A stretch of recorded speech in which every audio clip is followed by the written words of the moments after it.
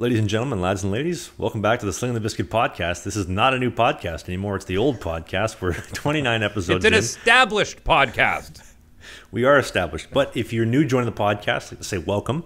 My name is Travis Ridgen. I am the starting right bench for the Motor City Rockers in the Fedzino, the FPHL. We're number 33 on the bench, and I'm number 33 in your heart. I'm joined by my amazing co-host who every week finds new ways to amaze me in ways that he never has before.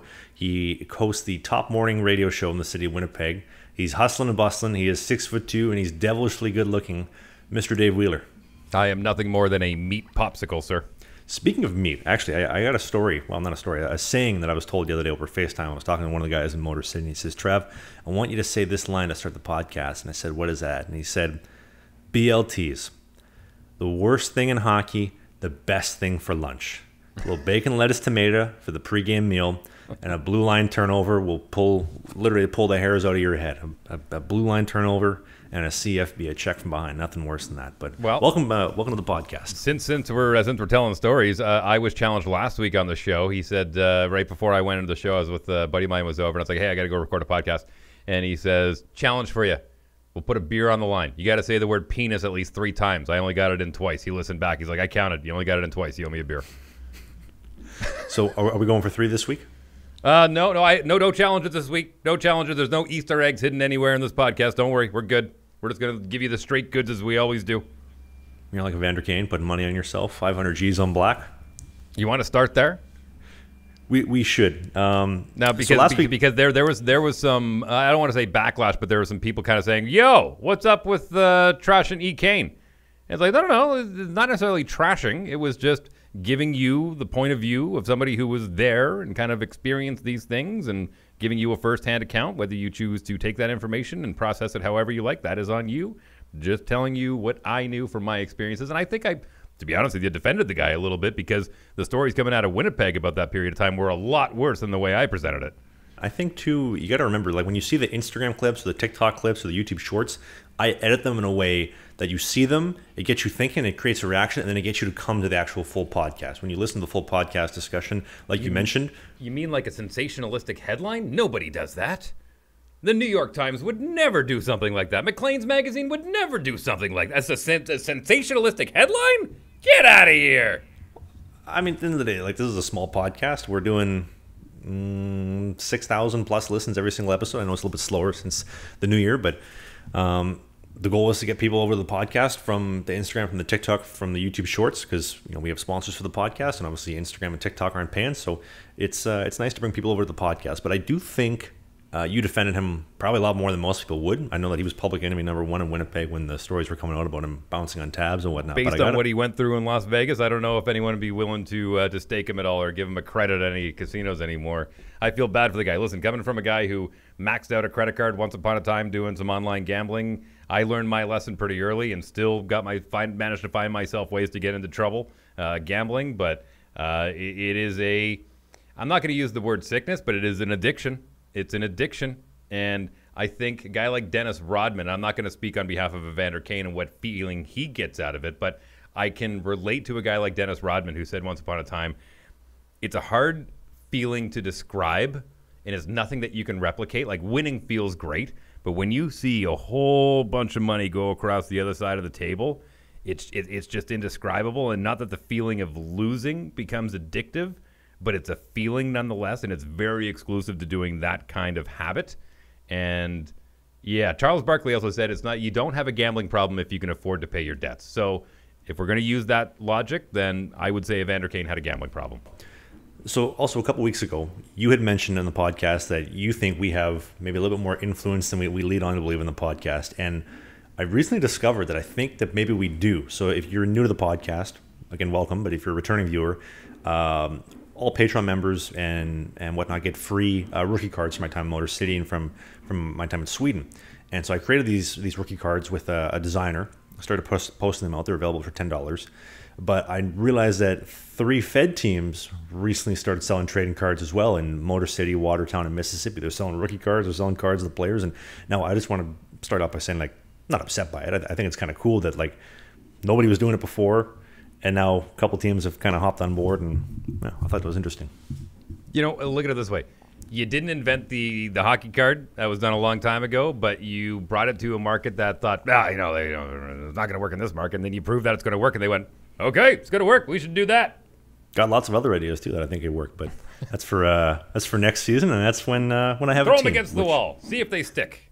No such thing as a bad idea. No such thing as a bad idea. We don't say no in the writer's room. We put it up there, and we just see which ones are better. We will try everything once, limited to bear traps, naked old women, and clowns. That's kind of where I draw the line with those 3 stipulations. My wife says try everything twice in case you do it wrong the first time. I don't know how you could possibly mess up putting your balls in a bear trap for the second time. You ever seen that in Jackass? Instead of putting your balls in a bear trap, you should put them in a pair of sheath underwear. Let's give them a shout out nice and early here. Sheath underwear. And listen, I'm coming from a guy who went everywhere from tighty whities as a kid to boxer shorts when I was a teenager to boxer briefs when I was in my 20s, and then finally found the ones that had the the outside lining. And I thought I was like, well, this is a game changer, and it was. But now it's evolved even more, where we get full separation. These things are incredible. If you want to take care of your boys, get them inside of a pair of sheath underwear. I cannot endorse these more. I really can't. And Sheath Underwear is our presenting sponsor for that exact reason. They got the dual pouch. It is a separated, segregated compartment that compartmentalize your dick and your balls so they're not touching. They don't sweat. They don't stick to the side of your leg. Sorry, they can sweat, but it keeps it away so it's not sticking. And the bamboo cooling mesh is incredible. And if you want to pick up a pair of Sheath Underwear from our presenting sponsors from the team at Sheath, use the code BISKIT69, BIZKIT69 for 20% off your order at sheathunderwear.com. If you're on the YouTube video version, there's a link in the video description. And if you're on the Apple, Spotify, or the Google version, there's a link in the podcasting notes to get an amazing pair of sheath underwear that you will not regret. Speaking of regret, I was at the train station the other day in Vancouver. I was just doing some work and whatnot. One of the VIA engineers, a good friend of mine, he says to me a while ago, he says, Trav, I got all this merchandise that like VIA gives me, and I have too much. It's just a bunch of crap sitting around. My wife wants me to get rid of it. Do you think you could take it off my hands? I said, yeah, sure. So I go and meet him. He gives me this like nice like locomotive engineer jacket, hat, like the whole shebang. He gave me like 2 jackets. All Is this nice that stuff. why? Because I saw you wearing that stuff in your vlog when you were giving the tour of Vancouver, and I thought to myself, wow, VIA really hooked him up, because I thought VIA had presented you with all that. And it was like, hey, part of the deal is, with the whole train ticket thing that we talked about on a previous podcast, I thought that was part of the deal. It's like, wear this in your vlogs. But that was just the Good Samaritan handing over some winter stuff. That's awesome. Yeah, it's actually the opposite. I'm blocked on all social media by VIA for some reasons. Maybe we can get into it now or a different time. But they blocked me on everything. And so one of the engineers, a good friend of mine, he gave me all this stuff. And so I started wearing it around everywhere. And so I was texting him the other day, and he says, if you wear the jacket, I bet you could just like walk onto the train platform. And when you're a passenger at VIA, they give you shit if you walk off the platform. There's active rail yards and whatnot. And they're very, very big sticklers about don't walk in front of the train, by the locomotives, all this kind of stuff. And so I said, I'm gonna test this out. So I put the jacket on. It says VIA locomotive engineer. I dressed the part. I have my backpack full of cameras, and I was like, I'm gonna go down to Pacific Central. I'm gonna get on the platform. I'm gonna try to take some nice clips, some nice video for an upcoming travel vlog I'm working on. And so I walk into the building, and I go to the security, and I says, excuse me, ma'am, I'm off duty today. Would I be able to go on the platform? And she says, oh, not a problem. Do you have your pass on you? I said, no, I don't have my pass on me. I'm not working today. I had no idea what pass she was talking about. And she says, oh, well, here, just take this high-vis vest. Here you go. And here's a pass to get wherever you need to go. And enjoy yourself. Just let us know whenever you're done. And I was like, my goodness, this is too easy. Wow. Now, hold on. So I go from the security. That is, wow. I walk to the train platform area, and there's a door, and I'm opening the door like, and it's not opening. And I looked to the lady far back, and I said, it's not working. And she says, oh, 1 sec. So she comes over, she gives me her like key, and she taps the door. I didn't tap the door. I just tried to like manhandle the door open. So she lets me in. I walk onto the platform, and I'm there for like 45 minutes an hour, just walking up and down, taking pictures of the cars, different like little like B-roll of the train from like higher up, from like ground level, all this kind of stuff. And I just thought like, wow, like you dressed the part, and they just let me walk around like I own the place. Like I worked there for VIA. I thought it was no idea I was doing a podcast with Frank Abagnale from Catch Me If You Can. I had no idea. Well, now you know. Are you even a goaltender in the Federal Prospects Hockey League? I'm a goaltender who is injured and needs to post something because I can't skate and travel logging and this kind of stuff. Is that mullet even real? It is real. It does. I actually just put some paste in it about 20 minutes ago. Hopefully it's looking good. Listen, we talked before. Walk in like you own the place and you can get further than you ever thought you would. But that's scary on a couple different levels because I'm assuming those jackets don't get handed out to just anybody. And the fact that it got you through the gate on that one, that is a federally mandated industry. And I'm sure that person would get in a heap of trouble if they found out that happened. That's incredible. I was actually, so I spent my 45 minutes walking up and down the platform, then I go to leave, and I go back to the same door, and I'm trying to figure out, like, where is the key? Because I know that I need the key to open the door, and I have the key on me, and I can't find the tap-in thing. And because obviously there's border security at the train station, one of the border security officers comes up to me and says, "Need a hand?" I said, "Yeah, sure." And he just taps it, the door opens, and I look back at him and I said, "Oh, long weekend, man. It was a tough night last night." And then I just walk on and carry through. But wow. Yeah, it was interesting. No, for the record, nobody got hurt. The only thing that happened, the only thing that happened was I took my camera, I took some nice pictures of the cars and nice pictures of the locomotives, and stocked up on some B-roll video for the travel vlog I'm working on for the end of March, beginning of April, when I go back home to Winnipeg for a week. And that was basically that. Did you grab a couple of free tickets behind the counter while you're there, or what? If it wasn't nailed down, I did try to take it, yes. Speaking of which, outside of the train station, there's this place called Donair, dude. They have like nice Donairs. And so I was a little hungry. The garlic sauce. Mm-hmm. Everybody, Donair sauce on the house tonight. Yes, flute. Doug is my best customer. You know what? Donair on the house. Everybody tonight. Yeah, they start clapping. Don't get excited, everybody. Don't get excited. Donair sauce on the house. Donair sauce. Water down the Donair sauce. But so I'm at this Donair place. And obviously, around the train station in downtown Vancouver, there's an opioid crisis, and there's a lot of drug users around the area. And I walk out of the Donair dude place, and I got deja vu. It was like opening my Instagram messages, because I opened the door and there's this guy like right outside the door, and he's yelling every absurdity, calling me every name in the book, and he's just staring at the window. Like as I walk around him, he keeps yelling at how much he hates me, and I was like, wow, this is just like opening my Instagram messages every morning. Like, wow, okay, we'll carry on here. But yeah, that was my train endeavors the other day. Wow, unbelievable. Okay, so hang on. Whoa. I'm going to go back to my Peter Griffin preparatory here. Whoa. What's going on with Via? If I had to guess why you maybe had a falling out with Via, would it happen to be the part of the vlog where you said if you sit and coach, you're going to get fed prison food? No. Wow. That might be. Actually, well, you got away with that one. Yeah, well, so if we're being honest, and apologies, this is not a train podcast, just a couple interesting stories for you, but... feel like Sheldon from Big Bang Theory. Trains? We're talking trains? I want to talk trains. Fun with flags, everybody. I made an Instagram account maybe like a year and a half ago, just posting my favorite photos and videos of the train that I had, because I had so much stuff stocked up. Because like when I stock up on a video for like B-roll footage, I have lots. Like there's no shortage of it. So I thought, why let it just go to waste and sit on a hard drive? I'll make an Instagram account. I know there's lots of train nerds out there. Just start posting it out there. And so I started posting out there, and then eventually I ran out of stuff. And then I was in Sweden, so I was like, oh, I'll just start reposting anything I can find on the internet. So I started finding all these other pictures and video that I could find. And then I ended up getting in shit from Via. They're like, well, you're posting this stuff without people's permission. These are other photographers' photos. And I'm like, dude, I got like 200 followers. Like, relax. It's not like I'm making money off this or stuff. I'm just a nerd who's passionate about trains. And long story short, they got really mad about that. And they blocked me on everything. And yeah, so that's basically that. On that account, or is this after your whole relationship with them? Everything. So I'm blocked on all social media. And I actually did throw in an application to be a ambassador for Via, and they declined it and said these reasons are why we are not interested, and best of luck. And I actually sent an email about 2 weeks ago. I said, hey, could you unblock me? I love the train. I'd love to see what's going on. They're like, actually, you will remain blocked for the future. Sorry, you know what you do? You send them a picture with your conductor jacket on, going, hey, I demand a little more respect. I got a conductor jacket here. Come on, look at the toque. Look at the jacket. Look at the toque. Look at the jacket. And there's the lawsuit coming in. Do you hear that, Dave? That's my lawyer walk.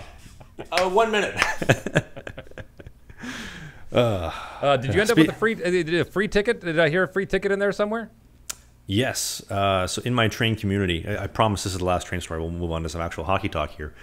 In my train community, I ended up talking with a gentleman by the name of Ross Johnson. Now, Ross owns the record for the most amount of time spent like traveling on the Canadian. He's done 136 journeys Vancouver to Toronto. Incredible, the fact that you could spend that much time on a train. Wow. And so Ross and I were talking the other day, and he says, hey, when are you traveling to Canadian next? I says, oh, end of March. He says, how do you travel? I was like, well, I would like to travel in cabin, but I can't afford that, so maybe a berth. I mean, economy is the most affordable, but it's kind of tough with the prison food. And he says, are you firm on the dates? I says, yep. And he says, okay, I just booked you a ticket. And I was like, what? You just booked me $1,000 train ticket? Like, why? And so he sends me a screenshot of the confirmation. I said, okay, send me the email. He sends me the email. I take a look. It looks legit. It comes from the legitimate via email, like confirmation address. And so I was like, this guy's got to be pranking me. So I call the 1-800 number, and I give them the information. They're like, yes, sir. Yep, Travis Ridgen is traveling, March 27th on the Via from Vancouver to Winnipeg in this class. Here's your seat and all this kind of stuff. And I was like, this man just bought me a $1,000 ticket out of the goodness out of his heart. I said, why? And he's like, I just wanted to make your day and pay it forward. So enjoy your trip, make a great video, and just give me a shout out if you can. I was like, done deal. Wow. So, now, I'm thinking because that guy likely has a lot of traveling points, probably didn't cost him a dime. He's probably got so many points stocked up that he has to use before a certain amount of time. And he's like, this seems like it's worth it. Amazing. It's still a very generous offer and a very generous follow through, but that it probably didn't cost him anything because he's got points added up. I would assume. I could be wrong on that. that's actually exactly what he said. I asked him, I said, why did you spend your hard-earned money to give me a ticket? And he said, actually, I spent just as much as you did on this. I have so many points. It was free. Don't worry about it. So to Ross, thank you very much. That's half my way home in March. And yeah, I'm really excited to train. Now watch, here's 25 years of radio experience working. I'm going to transition from trains back into hockey. You ready? Here we go. Yes. We're going to switch tracks over here. I was a little bit worried earlier this week when on Thursday night, the Winnipeg Jets were playing their first of 4 road games, and the first one was in Columbus, Ohio. Now, this is a week outside of the train crash that happened in East Palestine, Ohio, which is right on the Pennsylvania border of Pennsylvania and Ohio. If you didn't know, a massive train derailment. They were hauling extremely, extremely dangerous chemicals, and the EPA decided that they were going to do a controlled burn on this thing rather than clean it up and have it soak into the ground. And this giant mushroom cloud goes up in the air, and they went, oh, that probably wasn't the best idea. Like giant, like nuclear-sized mushroom cloud that just starts spreading throughout the air. Horrible. To the point where they showed on a map, if you live in this area, this is a red zone. You cannot stay there. It could mean death. If you're in the yellow zone, your skin may start melting. And I thought to myself, whoa, Jets are playing in Columbus on Thursday night. How far away is that? So it's about a 3-hour drive southwest from East Palestine, which is a tiny little village like right on the Pennsylvania-Ohio border. But as I was looking at the map, I didn't realize how close Pittsburgh is to that. Like, that's a major center. I know you're looking at your map right now to try and figure it out, but people at home or people that are listening to the pod or whatever, it's amazing to me that they haven't done more damage control for people in general. But even the NHL's like, yeah, go ahead. All good. Keep on. Well, let's be honest. There's a lot of money on the line if they cancel the game. I mean, the ticket sales alone at the gate are, what do they make on average? $2 to $4 million a night? You can't cancel that, God forbid. Right. I mean, even Cleveland up the road, with the Cavaliers and all the sports that they have there. But it's just really, really, really scary stuff. And again, you talk about the traveling circus. It's just like, hey, get on the bus and shut up. It's okay. We're only going to be here for 3 hours. We're going to get the 2 points in the National League. And we're going to get back on the PJ and hop on the bird and get out of here. There was 3,500 fish that washed up on shore in the Ohio River. I wish I was kidding. I'm not. But they're like, drinking water should be fine. Everything is okay. I'm okay with this. This is fine. You seen the Simpsons movie when Homer Simpson goes fishing and he throws the car battery in the lake and zaps all the fish and they all come to the top? Fishing with dynamite, man. There's a reason. There's a reason why that's a thing. It's like fishing in a barrel full of dynamite. It's not even fair. All right, let's transition into actual more hockey talk here. Let's go. Yes. Okay. So our headliner for this week. This was highly requested by one player specifically in the SIJHL Junior A in Ontario, the Superior International Junior Hockey League, and a couple other people periodically. But today's headliner is going to be the very short, luxurious 16 minutes I spent playing in Ear Falls, Ontario, for the English River Miners. Now, The English River Miners have since been moved to Red Lake, where they're now the Red Lake Miners. Now, That's this is closer to the Manitoba border. Red Lake would be further away from the border. So Okay. Ear Falls was about a 4.5, 5 hour drive from Winnipeg when I went there. And so this is November of 2014. I'm at home. I had just been cut from the Winnipeg Satellites Junior B, not really doing anything, working full time. My dad was in Thunder Bay at the time, and he met some guy at a mall kiosk in Thunder Bay who told him that the English River Miners goaltending sucks and they could use a goalie. And so my dad calls me and says, "Hey, I was just told this by this random man at a mall kiosk. You should give them a call." And I thought, okay, it sounds pretty credible, right? I'm sure a guy working the mall kiosk selling Guy at flip the mall, phones. count me in. He's got to know what he's talking about. So I call up the guy in charge with the English River Miners. Said, "Hey, my name's Travis Ridgen. This is my resume and whatnot. And this is like right, I'd say before elite prospects became like huge. Like I think there was a little bit of like BSing I could have done, but so anyway, so he tells me, okay, so you're a goaltender, yeah. You played high school hockey last year and AAA before that, yeah. Here's a scouting tape, okay. Do you want to come down next week?" I was like, okay, sure. He's like, well, we'll cut our backup goalie. You can come on down. It's like, great. And the backup goalie just played in the SJ, like in the Saskatchewan Junior League for the Nipawin Hawks before he came out to English River. So this guy had never seen me. I cold called him up on the phone, and he says, "I'm going to cut my backup goalie. You come on down, and you're going to be my new backup goalie." I said, okay, deal. Sounds like a good idea. And so pack my stuff, head on down to English River, or Ear Falls, I should say. Now, Ear Falls is a town of about, at the time, I don't know what it is now, but at the time it was about 800 to 900 people, give or take. Very, very, very small town.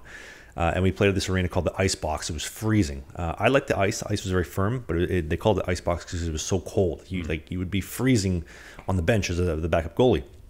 Now, I remember a barn like that in St. Paul, Alberta, where it was so cold, honestly, like dudes' lips were blue skating around. I love those rinks. Yeah. Now, our head coach was our head of hockey director or director of hockey operations, our head coach, our general manager, our director of scouting. He was also the town mayor, and he owned a monopoly of every gas station in town. So if you were driving your vehicle, you went through him. And his name was Kevin Cahoot. And now, so Kevin was a second-year coach because this is the second year of the franchise. The previous year they'd won, I think, 15 games, and then this year we ended up winning like 10 of 50 or whatever it was. Now, so I'm the backup goalie. I'm backing up. And I think I was on the bench for 7, 8, 9 games in a row, not a sniff. Sounds very familiar, right? And so I think we got waxed 10-4 one game. We're up 4-0 after the first period. We're going to win a game for the first time in a month and a half. We're up 4-0. And then, boom, we give up 8 goals in the second period. So we ended up losing 10-4. And I'm thinking, man, I've been sitting on the bench rotting here for, I don't know, like 3 weeks. I'm going to walk in the coach's office, tell him I want to start. I think I can get the job done. I can't give up more than 10 goals. We've been giving up 8 to 10 every single game. Says so it could you. be worse. Exactly, says me. So I walk into his office, "Hey, coach, I just want to talk. What's up?" And as I walk in, I open the door, I walk into his office, and there's like all these empty like Busch Light cans on his office desk. And at this moment, I was like, there's no way I come out of this office not getting a favorable decision in my way. And I said, "Coach, I want to start next game. I think I can make a difference." He says, "You know what? You're right. You're starting next game." Ask and thou shalt receive. Literally. I remember walking out of the room thinking, damn, I should have done this earlier. If I would have known he was a raging alcoholic, I would have done this way sooner than this. And No. I want $1,000 a month. And I want your wife too. You know what? So Great idea. you can own the team. Take it. I don't care. I don't need it. You want to be mayor too while you're at it? So Trade you for a pack of Busch Light. if I can get one more Busch Light, that'd be great. So I get the start, and the next start is we ended up playing, I think, 2 or 3 games a year in Red Lake. So Red Lake is about an hour away, a town of 5,000 people. And now, for whatever reason, the team played in Ear Falls, town of 900 people, but I lived in Red Lake, an hour away, town of 5,000 people. I'd say about 3/4 of all the guys lived in Red Lake. So we were driving an hour there, an hour back every day for practice and for games. Didn't really make much sense. But so we're playing in Red Lake, and I'm getting a start, my first start in junior hockey against the Dryden Ice Dogs, who at the time were the best team in the league. So if getting waxed, 10-4 against the Minnesota Iron Rangers, the second worst team in the league was bad, now I really have my hands my hands full tonight. And so I get off to a hot start, nice breakaway save, nice pad save on a breakaway, stop a 2-on-1, kill a power play early. Like I'm feeling really good. They score a goal. It was a penalty kill 6 minutes into the game. Second penalty of the night, backdoor, bury it, okay, whatever. Second goal, kind of guy shoots in the slot. I kind of get a blocker shoulder on it. I had no idea where it was. Ends up bouncing up off my back and in. 5-on-3, make a save on the one side. One-timer rebound on the other side in. And then fourth goal, I believe it was another penalty kill. Puck's behind the net, centering pass, boom, just shovels it in, wide open net. And so I got the yank. And so that was my junior career right there. We're down 4-0 at that point in time. Might have been 4-1. And I think we ended up going on to lose 9-2, 9-3, whatever it was. Anyway, it doesn't really matter. And so that was the only game that I played in English River. And the stories that happened after this game, I think, are some of the best. Now, I want to remind you that our head coach, Kevin Cahoot, he was let go after this season. But so he was GM, head coach, director of hockey operations, director of scouting, our town mayor, and monopoly owner of all the gas stations in town. Now, his daughter was dating our team captain and leading scorer. So Eric Champlain was his name. He was a really cool guy from the interactions I had with him. I think at Christmas time he had like 30-something points, and the next closest was like 10. So like he was the heart and soul of the team. At Christmas, Mr. Cahoot traded Eric away, 15 hours away, to the Sudbury Nickel Wolves or Nickel Beavers, whatever it was in Sudbury. And I just couldn't imagine telling your daughter, listen, honey, Merry Christmas. I traded your boyfriend away to Sudbury. Have a good night. Wow. It was a roster move. It was a roster move. And because you're my daughter, and I would do anything to protect you. But it was a roster move. I don't have any facts to back that up. But all I know is that he was there at the team before Christmas with me, and he was a really good player, and he dated his daughter, and at Christmas time he was shipped out. So I don't know why or what, but yeah. Okay, I'm going to validate that story. So a buddy of mine was playing in Olds in the AJHL. Now he was from Olds. Pardon me. He was from Olds, and he ended up playing in the Western Hockey League. His billet had a daughter. Not only did they start dating, they're married now, and they have 3 kids. That kind of thing, sometimes it works out. He is one of the rarities, but that's the kind of thing that can happen sometimes. There's 3 rules in hockey. Don't touch the coach's daughter and or the marketing lady. Don't touch my Percocets. And do you have any Percocets? I was in that movie. Yes, you were. You were the director, or not the director, the play-by-play broadcaster for Goon. By the way, the Sports Center guy. Goon 1 better than Goon 2. The second never lived up to it, but I think it's because of the broadcaster. I think if you haven't watched better. Yeah. I would like to point out though our head coach Kevin Cahoot. Although he was very lubricated, the Trailer Park Boys show with Randy, Randy from the Trailer Park Boys. Yep. Randy's Christmas special. That was the last thing I did in Detroit before I left, and he was not as waffled as Randy because Randy was like falling all over the stage. I went to go get a picture with him, and I said, "Hey, Randy, really liked the show," and he almost falls over backwards, does like a backflip off the stage. He's so waffled, doesn't even know where he is. But I'll throw a clip on the screen for the video version of the show with Randy. But yeah. Okay. Let me tell you a quick story about a handful of coaches that I had, and this really did come full circle for me, and I actually got closure on this one.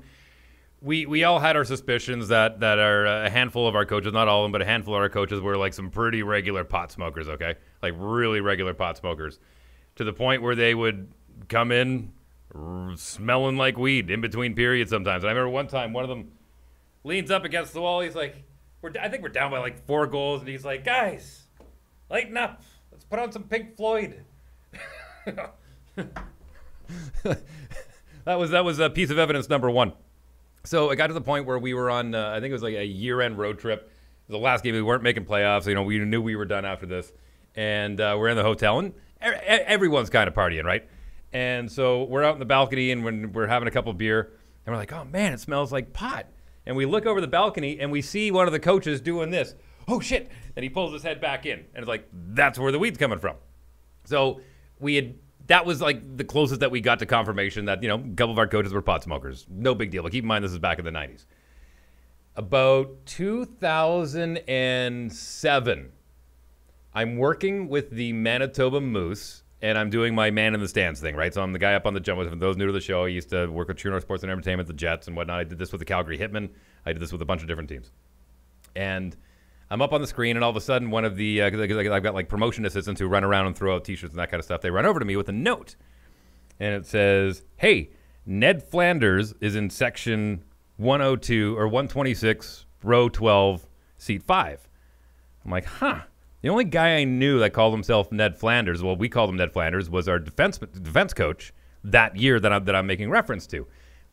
Honest to God, spitting image. Imagine Ned Flanders in real life, full mustache, glasses, the hair up a little bit. Wonderful human being. Hey, diddly, hey, neighborino. Totally. And the guy was like straight as an arrow. So I go over, sure enough, it's him. Big hugs. How are you? Haven't talked to him in maybe a decade and a bit. So it's like, hey, after I'm done, do you got time? We'll go have a beer. He's like, absolutely. So we go and have a beer. Just about his kid, and what did this guy do? What did this guy do? And if you talk to this person, that person said, by the way, what are you doing in town? He goes, oh, my daughter's dating one of the guys on the Rochester Americans. Oh, that's what brought you into town. Cool. He's like, yeah, we decided to make the trip. They were close to Canada, and I asked him. I said, hey, can I ask you a question? Do you know that the rest of the coaching staff was smoking pot? He's like, what? Excuse me? I was like, come on, Ned, come on. You be straight with me now. We're both adults. I'm not calling the police or anything. I'm just curious to know. You had to know that, like you guys were smoking pot. He's like, I've never smoked pot in my entire life, and that's the honest to God's truth. I had no idea those guys were smoking pot, which just gave me even more credence that we gave him the greatest nickname in the world, Ned Flanders, just completely oblivious to everything else that was going on. But it's amazing to me sometimes. You just don't know some of the, I'm going to call it a demon, but some of the things that you hide from your team or from your players or from your coaching staff, and that's just kind of the thing that you do to get through the day. You've seen the Family Guy clip where Peter says, I think it was to Lois when they first started dating or whatever girl he's dating at the time, he says, don't worry, honey, I'm amazing with parent interactions. And, hi, Peter, nice to see you. Hi, Peter Griffin, I'm nailing your daughter. And then it's an immediate cutaway of them back at the apartment, and you could tell she's pissed, and he's like, so that could have gone better. Yeah. It definitely could have gone a little bit better than it did. Oh, God love that show. God love that show. Hey, I'm not saying we're getting to the end, but we're getting close here. Do we have any more sponsors today that we got to squeeze in here? We already talked about Sheath. Thank you again to Sheath. God, man, honestly, you take care of my boys, and I love you to death. Yep. No extra sponsors for the week. Well, we need one. Let's go. We're looking for them. We're looking for some more sponsors. But if you are a Patreon member, perk to all the Patreon members, it's $5 a month to join. You get a copy of these rookie cards from Motor City in Sweden. As you'll see on the video screen here on the video version. If you're on Apple or Spotify, I will describe them. Got mine in the mail, by the way. Got mine in the mail at the studio down at Polo Park. Yeah, got a whole handful of them. Did Tyler open them for you, or? I opened them. Are you kidding me? Oh, you? I'm not gonna let Tyler touch those. What do you think? Oh man, they're incredible. And you know what? The signature is perfect every single time. Oh, thank you. It's very imperfect. It depends on the chicken scratch I'm using today. But to describe them to you, it's a nice close-up of my face from the right angle, and then a nice T-push back to my post as I think this is right before they scored on me in Watertown. And then a nice little picture in Sweden. So that's a perk for all the members as well. But yeah, if you want to support us on the Patreon page, it helps keep the podcast going. And that's the only favorite hockey cards of all time, and it's the first one that popped into my head, and you'll appreciate this. It was an Upper Deck set. It probably would have been mid-90s, and it wasn't even the front of the card. It was the tiny font just to put in, condense that a little bit and just kind of give you the last 3 years or 4 years as far as stats go, and then they would have like a very vertical photo along, like you turn the hockey card sideways and you'd read the stats, and then along the top was a photo, and it's And his back is down. You can see Terrari on the top, and it's got that old classic red and green New Jersey Devils logo on. One of the coolest shots. I remember, like, what a great angle. I mean, nowadays you can get drone shots, but back in the the mid '90s, it was hard pressed to get a shot like that. Google it if you can. Well, next year in the Fed, when whatever team I'm with is in Binghamton, if you're the team photographer or whatnot, I'm going to work on a little bit of hip flexibility as I rehab this injury. And if we can get that same angle, we can replicate it. That'd be cool. Get a nice hockey card for next season. Give everyone an update. Where are you at? Things are going really well. I had physio the other day, And so I was supposed to be doing single leg deadlifts with support. So having my other leg to support the single leg deadlift because we're not at the point of doing it on its own. I didn't listen to that, and not because I was ignoring it, but it didn't register in my mind that that's what I was supposed to do. When I think of a single leg deadlift, I just think of doing it as is. And so I was doing them all last week. I go to physio on Monday, and my physio guy, Derek, he says, why are you doing them single legged with no support? And he's like, well, that's what I was doing. And he's like, wow, we are significantly ahead of schedule from what we should be. And it's a great feeling that, like, although most of the work is done in the sense of, like, when I was basically a vegetable, I'm on crutches, I can't really do much, I'm bored out of my mind because I'm just sitting in a chair all day, now to the point where I'm doing butterflies, I'm doing lunges, I'm doing squats, I'm doing all this kind of stuff. And, like, I can, just a little bit, I can taste getting back on the ice. And realistically speaking, I should be back on the ice just in skates in about 5 weeks, 5 to 6 weeks, just for skates. And hopefully, knock on wood, in 8 weeks or less, I'm going to be in full gear. It's not going to be the most exciting thing. It's going to be very basic level skating. And the next month after that's going to be kind of a little bit of a speed bump period where we run into some issues with my body being like, what is this? Like there was like a terrorist attack going on inside my hip because it doesn't remember how to do goaltending. But once we get past that, 3 to 4 weeks after, it should be smooth sailing. And that's the timeline we're on right now. And Dave, I can't tell you how excited I am to just, like, so in my head, and to explain this to all the people that listen to the vlog, when I talk about, like, I have a vision in my head of the goaltender that I can be. And the reason, what I mean behind that is basically, so I know what I'm capable of. Like, mentally, I'm very tough. I don't allow, like, other things to bother me. And a lot of that is just from training with, like, YouTube. And like I mentioned earlier, the guy at the Donair shop cussing me out, and, you know, people in my Instagram messages every single day. It builds a lot of mental toughness. And so I just focus on what's it gonna take to get results and make saves. And now that 6'5" goaltender, healthy, every injury I've ever had in my life has been in my right surgically repaired hip and has been a result of what the surgery fixed. Now I have more motion than I've ever had before. I have double the internal rotation on my surgery side than my left side. Like, things are just starting to come to fruition. And there's this vision of a goaltender in my head that I know I can become. And I want to do that, and I want to show everybody, like, this is what I've been talking about all these years. This is the goaltender that I can become, and I believe is going to be a huge asset for whoever takes me on for next year. Okay, walk me through this from a business standpoint. Does that mean that you're game shape when training camp rolls around, regardless if it's the Motor City Rockers or wherever else? 100%. I will be. The plan is June will be 100% skating, and then by July, balls to the wall. We are good. We are ready to roll. Everything is as scheduled, and we are ready for training camp. September 1st, if I go back to Europe, or October 1st, if I go back to the Fed. I don't know where. I don't know what's happening. I got a text from. Don't say who. Don't say who. Yep. I got a text from a GM in the league the other day that said, "Hey, we are going to sign you the second the season's done. So just so you know, mentally prepare for that." I said, "Okay, great." And then obviously I got a text from another person in the league that wants to make a trade for my rights because they want to make me the highest paid goalie in the league, which is hard to believe at 125. Like, how much more can they pay the guy? 135? What do you want? Some food stamps and a Walmart gift card? You know what? But you may break the poverty line there. The highest paid guy in the league. Whoa, there's the poverty line. There's Travis. Travis Ridgen is the Bobby Hull of Fed Zeno. He signed for a jacket, and it was the first $1 million contract in the Fed Zeno. And we signed him right on the corner of 8 Mile. Bobby Hull, by the way, famously, Bobby Hull signed at Portage in Maine, one of those famous intersections in Canada. Look it up. So Travis re-signed with the Motor City Rockers, and unfortunately, because they signed at 8 Mile, the GM and the head coach both got shot in the head, but Travis made out alive because it was such a dangerous area. Because he stopped it. Saved everyone. For the record, for those listening, I'm not wishing that our management gets shot. I know that people like to assume these crazy things in the podcast. I'm just saying it's a very dangerous area. That's all I'm saying. That's all I'm saying. Nothing but love. Nothing but love from my heart to the Motor City Rocker. For Christ's sakes, I wear this stuff every single episode. Every single week we do an episode, I'm wearing this. Exactly. Like I wouldn't wear it if I hated the team and I hated everybody. Like, I'm still waiting for my delivery of that stuff, for crying out loud. I think it's a great logo. It actually reminds me a lot of the old Calgary Hitman logo, or the same Calgary Hitman logo.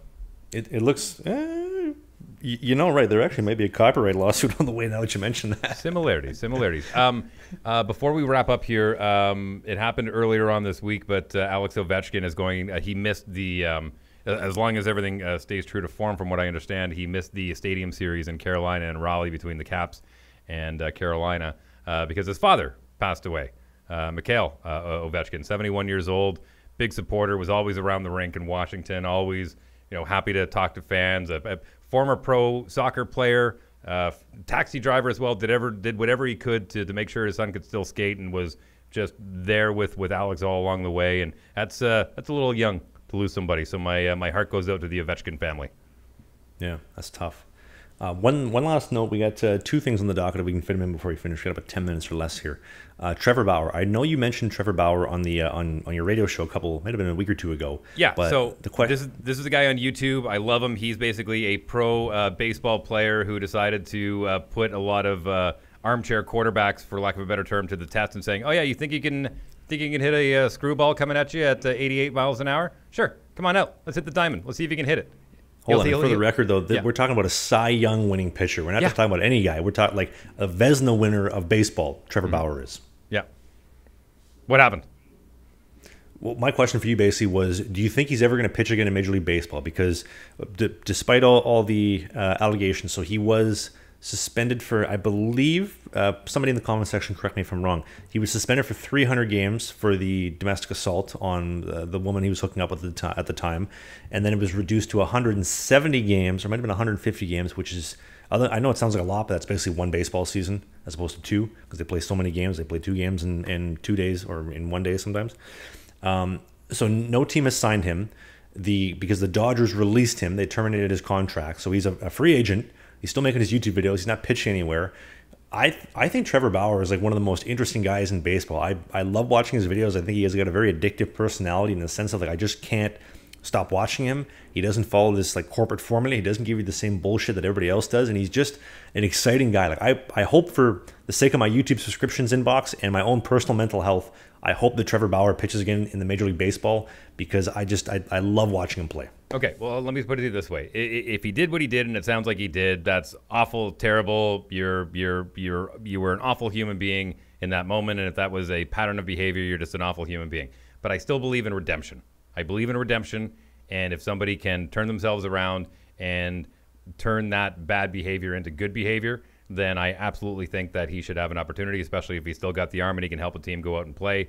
I think he should have every opportunity to do so, as long as he's been able to right those wrongs. But I will spin it into another situation where you've got a guy like Austin Matthews, who before the season started exposed himself in front of a female security guard before the season started, and that got swept under the rug pretty quick because he's Austin Matthews. Leafs come out and said, we're aware of the situation. We're very, very sorry. This is not the way we have our players conduct themselves. And all of a sudden, it's not covered nearly as much as some of these other violations, these morality violations or legal violations that are made when it comes to professional athletes. So, again, everyone deserves redemption. I think we all make mistakes. None of us are perfect. And as long as we learn from them and move on, I think we should allow for a little more forgiveness. To forgive is divine. No, there's 2 parts to it. Now, one, like you just mentioned, Dave, if he did do what he's being accused of, which is sexual assault and just like taking advantage of this lady, if this is the case, like you said, terrible human being, and I retract what I said previously. However, from what it appears from my perspective, everybody's in agreement that what happened did happen, but he's shared lots of things of her consenting to these things and that she was on board with it. So again, no charges have been laid, and it's just basically in the eye of public opinion of like, here's some information from both sides. I'd like to lean towards supporting Trevor Bauer because I do like him, but at the same time, I'd like to compare him almost like to a Michael Jackson in the sense of who That's is a stretch. his, Careful where you're going here on this train. Switch tracks. Be careful. Hold on. No, here's the reason why. Who is Michael Jackson's agent, his manager? I can't remember his name. I'm going to look it up real quick. Okay, so his manager said to him, Michael, the reason that the press is always after you is because they believe you're crazy. Frank DeLeo, okay.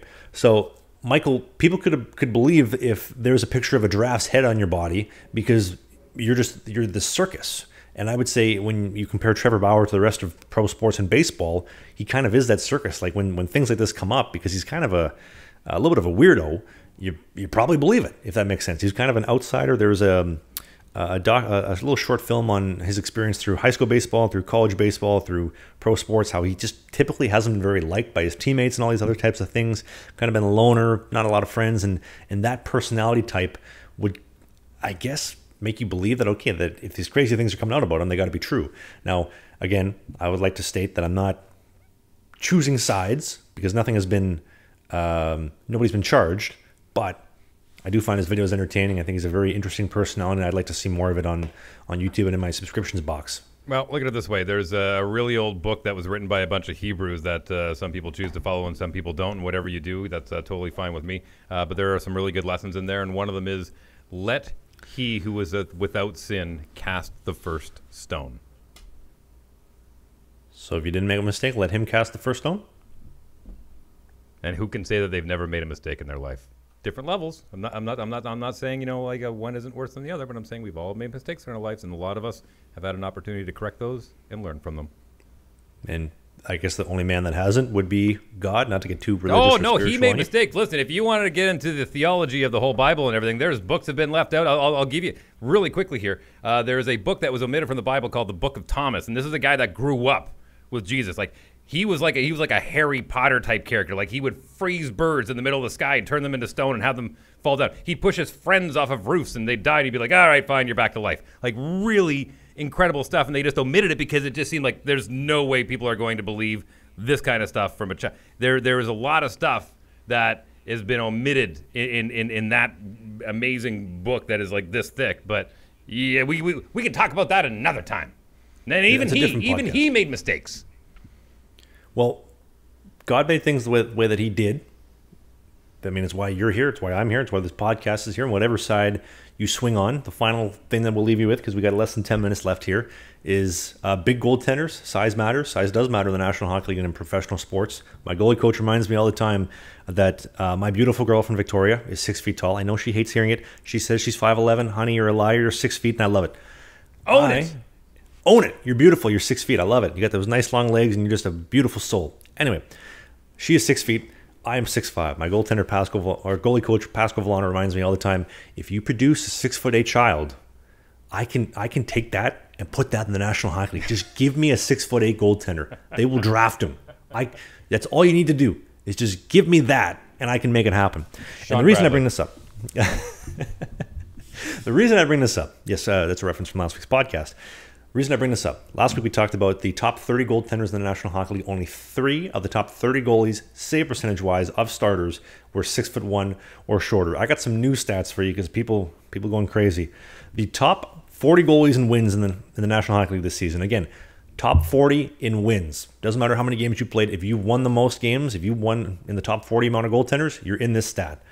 Of the top 40 goalies, 1 is 6'6", 6 are 6'5", 10 are 6'4", 8 are 6'3", 11 are 6'2", and only 4 are 6'1" or shorter. Those being Igor Shesterkin, Alexander Georgiev, Antti Ranta, and Jussi Saros. If you were the goaltender for the Boston Bruins, if you were Jeremy Swayman, you would probably get 40 wins too. A lot of times, I know it tells a story, but it doesn't always tell the story about the team that's in front of you either. I absolutely agree. Goaltending is it's the most influential position in sport, but at the end of the day, you are only a byproduct of your environment. If your defense is great, I mean, look at the LA Kings. You look at one of my idols from my childhood, Jonathan Quick. You had a great defensive core and structure in front of him. You win 2 Stanley Cups. You go to a Western Conference Final. You have a great 3-year dynasty. And now where the defense maybe ain't so great, it's kind of tough to even get back into the playoffs. The Leafs, the Oilers, great examples, but. Jeremy Swayman at 6'2". He's the backup to Linus Ullmark. By the way, I just want to say last week you corrected me on saying his name. I said Linus from Sweden, and you said Linus. Now, I spent 2 years in Sweden, Dave. I wanted to not have a confrontation on the podcast, but his name is Linus. Well, listen, if we're going to get that technical, it's Patrick Laine. Patrick Laine. We Americanize it so it sounds a little easier. Remember Miroslav Shatan? Yes. His last name was Satan. Let's just call it what it is. His name was, nope, can't have that. Shatan. Yes, he is Shatan. I don't think he did himself any justice when he had the goatee and he had the eyebrows to kind of look like the devil as well. Like, it was just a tough look, especially for the New York Islanders. Should have traded him to the Devils, let's be honest. That would have been amazing. Talk about marketing. That's the only thing that was missing. That was great. But yeah, anyway, just a friendly reminder that 4 of the top 40 goaltenders and wins in the National Hockey League were 6'1" or shorter. I don't think that anything is changing anytime soon. The short goalie is not making a comeback, and the reason being is that when you draft a goaltender at 18, 19, 20, to when they come to fruition in that 26, 27, 28 ballpark, we're talking about an 8 to 10 year span. So much can change in that period of time. I mean, scouts and GMs aren't looking for what's going to come to me in 10 years. They're looking to keep their job for the next 2 years. And what keeps their job is, hey, I drafted a huge goaltender. A lot can change. They're not shrinking and they're not growing. Speaking of not shrinking, this podcast is certainly not shrinking, and we appreciate everyone who's tuning in. Do me a favor. It's really simple. We're not asking a lot of you. You ain't paying for this thing. So go down there and rate and review the podcast. Not just give it, however many stars you think it's worth. Just write a little something.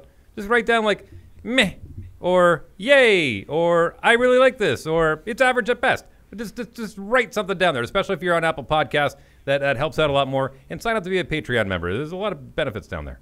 Or for my girlfriend, leave a review and remind me that I need to trim my unibrow later tonight because it's kind of getting a little woolly. But anyway, yes, if you're on Apple or Spotify, leave a review. We'd appreciate it. If you're on the YouTube video version, hit the subscribe button because 70% of the people that listen to this podcast are not subscribed. So please hit the button so you get updates for our weekly podcast that goes up every Sunday at 11 a.m. Eastern. By the way, for the record, I've been lying to everybody for 29 episodes. The full podcast is up and ready to go at 11 a.m. Eastern. The YouTube premiere starts at 10:15. So in that 45-minute window is when the premiere goes. So at 11 o'clock, it's up, ready to go. So if you want to join the YouTube premiere, it starts at 10:15 a.m. Eastern. But the full podcast will be up at 11, same with the Apple and the Spotify. That is also 10 a.m. in Winnipeg, 9 in Calgary, 8 in the West Coast. We would love to see you for the next episode.